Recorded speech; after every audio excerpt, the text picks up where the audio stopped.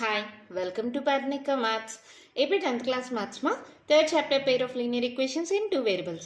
Exercise 3.2 లో first problem లో third one దాకా కంప్లీట్ అయిపోయింది కదా, fourth one నుంచి చూద్దాం. క్వశ్చన్ చూడండి, solve the following pair of linear equations by substitution method. Substitution method ద్వారా ఇచ్చిన ఈక్వేషన్ ని సాల్వ్ చేయాలి. దాంట్లో ఫస్ట్ 3 కంప్లీట్ అయిపోయాయి కదా. ఫోర్త్ వన్ క్వశ్చన్ చూడండి ఏమి ఇచ్చారు. 0.2x plus 0.3y is equals to 1.3, 0.4x plus 0.5y equals to 2.3. Points ఉన్నాయి కదా, దీంట్లో రిమూవ్ చేయడానికి పాయింట్ తర్వాత ఎన్ని డిజిట్స్ ఉన్నాయి, ఒక్క డిజిటే ఉంది ప్రతి దాంట్లో. So multiplying with 10 on both sides చేద్దామా రెండు ఈక్వేషన్స్కి, అప్పుడు పాయింట్స్ రిమూవ్ అయిపోతాయి. Multiplying with 10 on both sides for both the given equations. ఓకేనా, ఏమవుతుంది చూడండి. 10 into 0.2x plus 0.3y is equals to 1.3, comma 10 into 0.4x plus 0.5y is equals to 2.3. 10తో multiply చేయండి, ఏమవుతుంది 0.2 into 10 మా ఏమవుతుంది 20 అవుతుంది, పాయింట్ ముందరికి వెళ్తుంది. సో ఇది ఏమవుతుంది 2x plus 3y is equals to 13. ఓకేనా, అర్థమవుతుందా? జస్ట్ 10తో మల్టిప్లై చేస్తే పాయింట్ రిమూవ్ అయిపోతుంది. ఇక 2x plus 3y is equals to 13. ఇక్కడ ఏమవుతుంది 4x plus 5y is equals to 23. ఓకేనా, ఇది ఈక్వేషన్ 1 అనుకోండి, ఇది ఈక్వేషన్ 2 అనుకోండి. ఇది చిన్నగా ఉంది కదా ఈక్వేషన్, దీంట్లో సబ్స్టిట్యూట్ చేద్దామా. సో ఇక్కడ 3y ఈక్వల్స్ టు ఏమవుతుంది 13, ఈ ప్లస్ 2x ఇటు సైడ్కి వస్తే minus 2x, y equals to 13 minus 2x by 3. ఓకేనా, దీన్ని తీసుకెళ్ళి ఈక్వేషన్ 2లో సబ్స్టిట్యూట్ చేయండి. Substituting y value of equation 1 in equation 2. ఇలాగే రాయాలా, ఏం లేదు. సబ్స్టిట్యూటింగ్ ఈక్వేషన్ 1 ఇన్ ఈక్వేషన్ 2 అలా కూడా రాసుకోవచ్చు. ఏంటది 4x plus 5y is equals to 23. ఓకేనా, 4x plus 5 into y అంటేమో 13 minus 2x by 3 is equals to 23. ఇక్కడ 3 ఉందా, సో 3 ఎల్సిఎం తీసుకుంటున్నాం. 3 ఎల్సిఎం తీసుకుంటే ఏమవుతుంది 4 3s 12x ప్లస్ దీనికి ఎలాగో 3 ఉంది కదా, ఇవి మాత్రమే మల్టిప్లై చేయండి. 13 5s 65 plus into minus 5 2s 10 x equals to 23. అవునా, ఇక్కడ చూడండి మా 12xలో 10x పోతే ఎంత 2x plus 65 is equals to, ఇది డివైడ్ అవుతుంది, ఇటు సైడ్కి వెళ్తే మల్టిప్లై అవుతుంది కదా, ఏమవుతుంది 23 ఇంటూ 3 అవుతుంది. 3 3s 9, 3 2s 6. ఓకే, సో 69 అని రాసేసానా. సో ఇప్పుడు 2x ఈక్వల్స్ టు ఏమవుతుంది 69 ప్లస్ 65 ఇటు సైడ్కి వస్తే minus 65. So 2x equals to ఏమవుతుంది 9లో 5 పోతే ఎంతమా 4. సో ఎక్స్ ఈక్వల్స్ టు ఏమవుతుంది 2 1s 2 2s, X equals to 2 వచ్చేసింది. ఇప్పుడు ఈ 2ని తీసుకెళ్ళి ఈక్వేషన్ y వాల్యూ ఉంది కదా దాంట్లో సబ్స్టిట్యూట్ చేద్దాం. Substituting X equals to 2 in equation 1. Equation 1 అంటే ఈక్వేషన్ 1ని సాల్వ్ చేస్తేనే కదా ఇది వచ్చింది, ఇది తీసేసుకుంటున్నా డైరెక్ట్గా. y equals to 13 minus 2x by 3. 13 minus 2 into 2 by 3. 13 minus 2 2s 13 minus 2 2s 4 by 3. 13లో 4 minus చేస్తే ఎంతమా 6 7 8 9. 9 by 3. 3 1s 3 3s. Therefore y equals to 3. ఇక్కడ రాయాలంటే ఎలా రాస్తాం, therefore x equals to 2, y equals to 3 is the required solution of the given pair of linear equations. ఓకేనా, ఎంత సింపుల్గా problem అయిపోయింది కదా. మళ్ళీ చెప్తాను, ఒక్కసారి చూడండి మా. పాయింట్స్లో ఉంది కాబట్టి పాయింట్ తర్వాత ఎన్ని డిజిట్స్ ఉన్నాయి, ఒక్క డిజిటే ఉంది. సో రెండు ఈక్వేషన్స్ని 10తో మల్టిప్లై చేసా. సో పాయింట్స్ రిమూవ్ అయిపోయి నార్మల్ ఈక్వేషన్స్ వచ్చేసాయి. ఇంకా నార్మల్ ఈక్వేషన్స్ని మీకు సొల్యూషన్ తెలుసు కదా. ఈక్వేషన్ 1ని వైలో కన్వర్ట్ చేసుకొని దాన్ని ఈక్వేషన్ 2లో సబ్స్టిట్యూట్ చేశాను. సబ్స్టిట్యూషన్ మెథడ్ కదా. సో y వాల్యూని ఈక్వేషన్ 2లో సబ్స్టిట్యూట్ చేశాను. దాని ద్వారా x వాల్యూ వచ్చింది. ఈ x వాల్యూని మళ్ళీ ఈక్వేషన్ 1లో అంటే yలో సబ్స్టిట్యూట్ చేస్తే y వాల్యూ వచ్చేసింది. ఎంత సింపుల్గా ప్రాబ్లం అయిపోయింది కదా. అర్థమైందా మీకు? నెక్స్ట్ ప్రాబ్లం చూద్దామా అయితే. క్వశ్చన్ చూడండి మా. ఏమిచ్చారు? √2x + √3y = 0, √3x - √8y = 0. దీన్ని ఇంట్లో సబ్స్టిట్యూట్ చేద్దామా. First √2x + √3y = 0. ఇప్పుడు √3y = ఏమవుతుంది? ఈ ప్లస్ √2x ఇటు సైడ్కి వస్తే -√2x. y = ఏమవుతుంది? -√2/√3 × x. దీన్ని ఈక్వేషన్ 1 అనుకుందాం, దీన్ని ఈక్వేషన్ 2 అనుకుందాం. ఓకేనా. Substituting equation 1 in equation 2.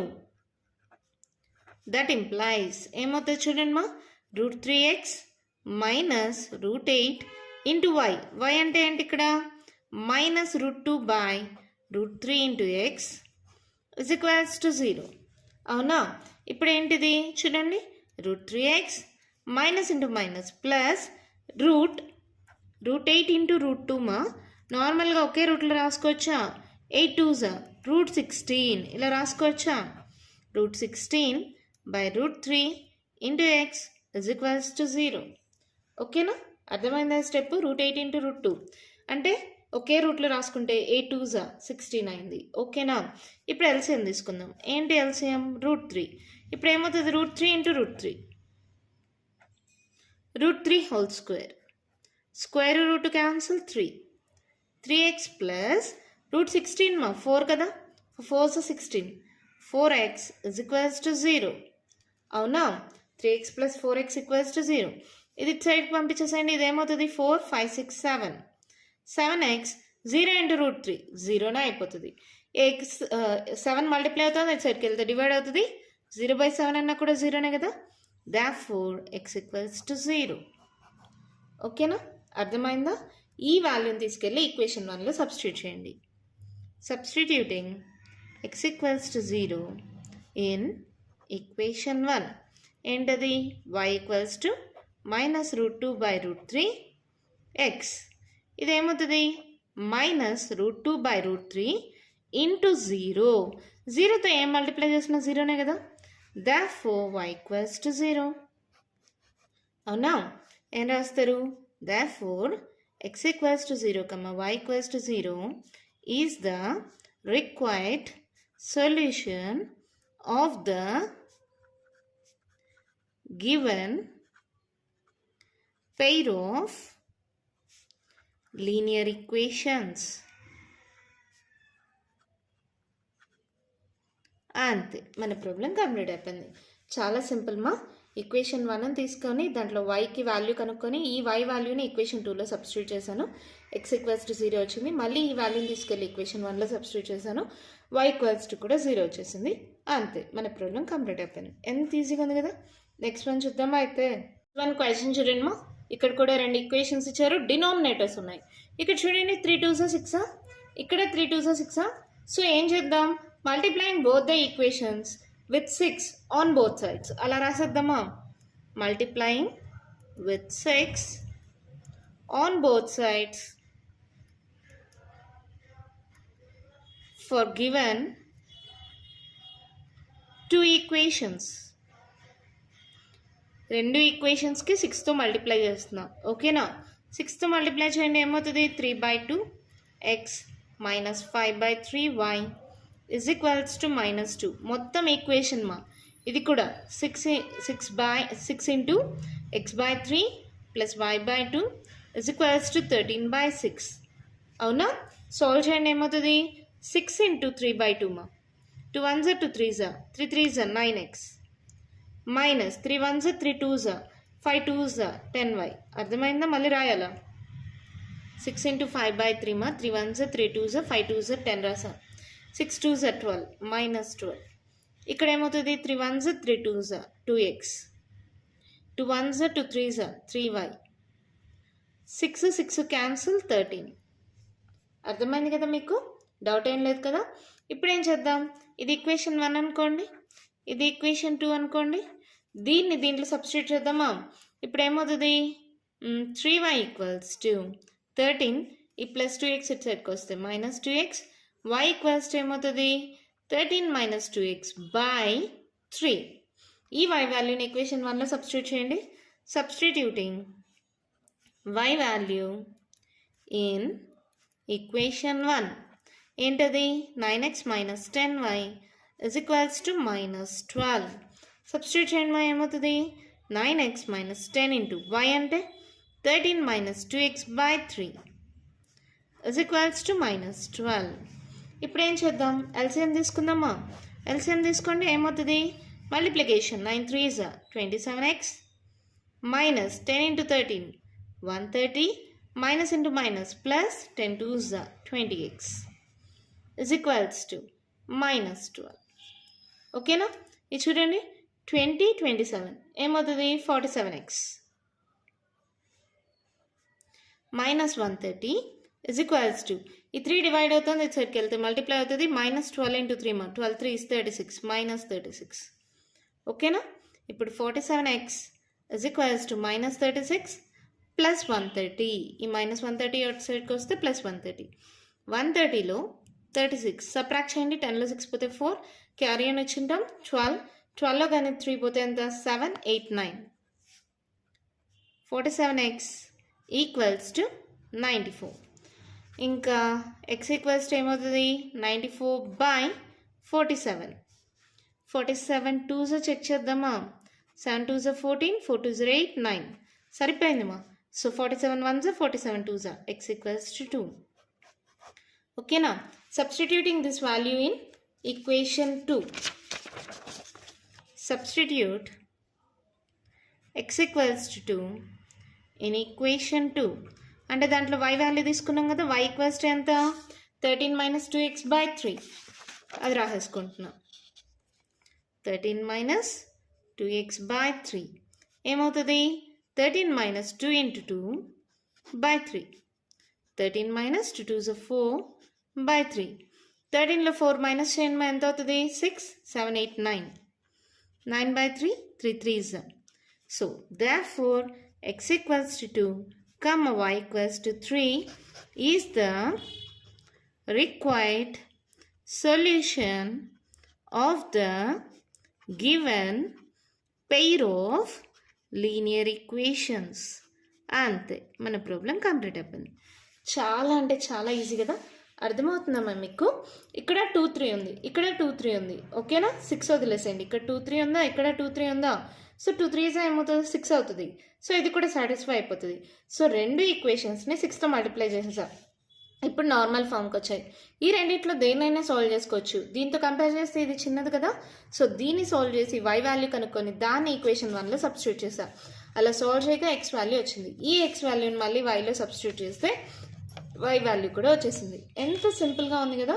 దీంతో ఫస్ట్ ప్రాబ్లం కంప్లీట్ అయిపోయింది. ఇప్పుడు సెకండ్ ప్రాబ్లం చూద్దామా? అయితే నన్ను క్వశ్చన్ చూడండి, మా ఏమి ఇచ్చారు, solve 2x plus 3y equals to 11 and 2x minus 4y equals to minus 24 and hence find the value of m for which y equals to mx plus 3. అంటే ఈ రెండు ఈక్వేషన్స్ని సాల్వ్ చేస్తే మనకి xy వాల్యూస్ వచ్చేస్తాయి కదా, ఆ xy వాల్యూస్ని దీంట్లో సబ్స్టిట్యూట్ చేసి మళ్ళీ m వాల్యూ కూడా కనుక్కోవాలి. క్వశ్చన్ అర్థమైందా? సాల్వేషన్ చూద్దాం. Given 2x plus 3y is equals to 11 and 2x minus 4y is equals to minus 24. ఓకేనా? ఇప్పుడు దీనికి 2x ఈక్వల్స్ టు ఏమవుతుంది 11 ప్లస్ 3y సైడ్కి వస్తే minus 3y. So x equals to ఏమవుతుంది 11 మైనస్ 3y బై 2. దీన్ని ఈక్వేషన్ 1 అనుకుందాం, దీన్ని ఈక్వేషన్ 2 అనుకుందాం. ఓకేనా?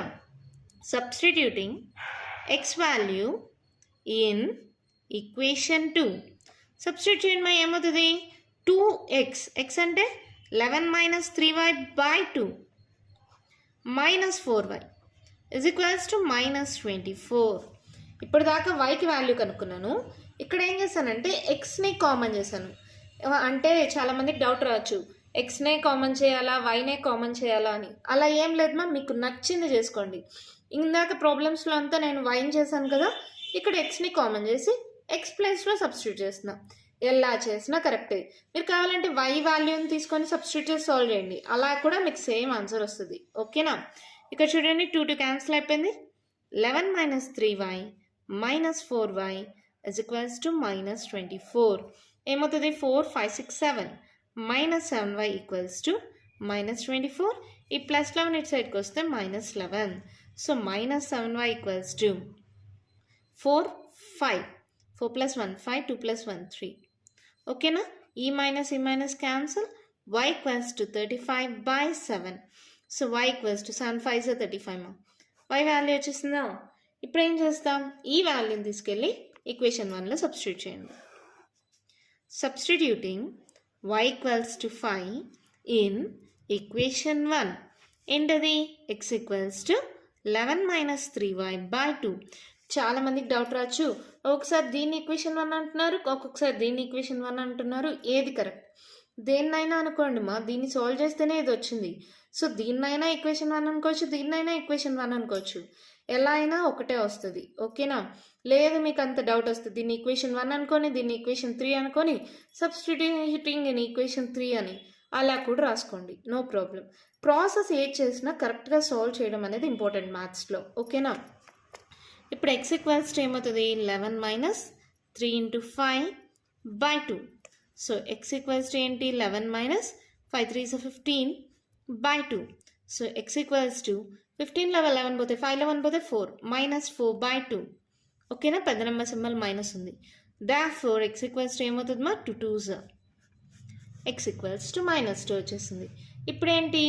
Find the value of m అన్నారు కదా.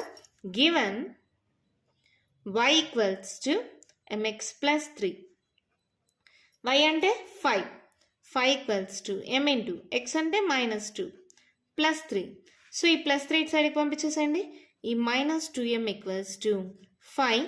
ఈ +3 ఇటు సైడ్కి వస్తే -3. ఓకేనా? అర్థమవుతుందా? ఈ -2m అలాగే పెట్టాను, ఈ +3ని ఇటు సైడ్కి పంపించా, -3 అయింది. రివర్స్లో రాసుకున్నాను అంతే. ఎలా రాసుకున్నా ఓకే. -2m = 5లో 3 పోతే ఎంతమా? 2. ఇప్పుడు m = ఏమవుతుంది? 2/2. ఈ మైనస్ ఇటు సైడ్కి పంపించేస్తున్నాం. therefore m = -1. అంతే, మన ప్రాబ్లం అయిపోయింది. ఇక్కడ కావాలంటే లాస్ట్లో రాసుకుందాం. therefore x = -2, y = 5, m = -1 is the solution of the given equations. అంతే, మన ప్రాబ్లం కంప్లీట్ అయిపోయింది. ఎంత ఈజీగా ఉంది కదా, అర్థమైంది కదా మీకు. ఇక్కడ ఎక్స్ని కామన్ తీసుకున్నాను, ఈ ఎక్స్ వాల్యూని వైలో సబ్స్టిట్యూట్ చేశాను. ఎందుకు మేడం వైన్ చేయకూడదా? చేయొచ్చు మా, సేమ్ ఆన్సర్ వస్తుంది. ఇక్కడ నేను ఎందుకు ఎక్స్ తీసుకున్నానంటే ఇక్కడ చూడండి 2x, ఇక్కడ 2x. సో 2 క్యాన్సిల్ అయిపోతుంది కాబట్టి ఎక్స్ని కామన్ చేశాను. సింపుల్గా అయిపోతుంది ప్రాబ్లం అని. వైని చేసినా కూడా మీకు సేమ్ ఆన్సర్ వస్తుంది. సో వై వాల్యూ వచ్చింది, ఈ వై వాల్యూని మళ్ళీ ఈక్వేషన్ 1లో సబ్స్టిట్యూట్ చేస్తే ఎక్స్ వాల్యూ వచ్చింది. ఈ xy వాల్యూస్ని y = mx + 3 అన్నారు కదా, దాంట్లో కానీ సబ్స్టిట్యూట్ చేస్తే m వాల్యూ కూడా వచ్చేసింది. ఎంత ఈజీగా ఉన్నాయి కదా ప్రాబ్లమ్స్. ఇంకా కంటిన్యూషన్ ప్రాబ్లమ్స్ ఉన్నాయి, నెక్స్ట్ వీడియోలో డిస్కస్ చేద్దాం. ఈ వీడియోలో నేను చెప్పిన ప్రాబ్లమ్స్లో మీకు ఏమైనా డౌట్స్ ఉంటే కామెంట్ బాక్స్లో ఇవ్వండి. మీకు కానీ వీడియో నచ్చినట్టయితే లైక్ చేయండి, షేర్ చేయండి, నా ఛానల్ని సబ్స్క్రైబ్ చేసుకోండి. Thank you.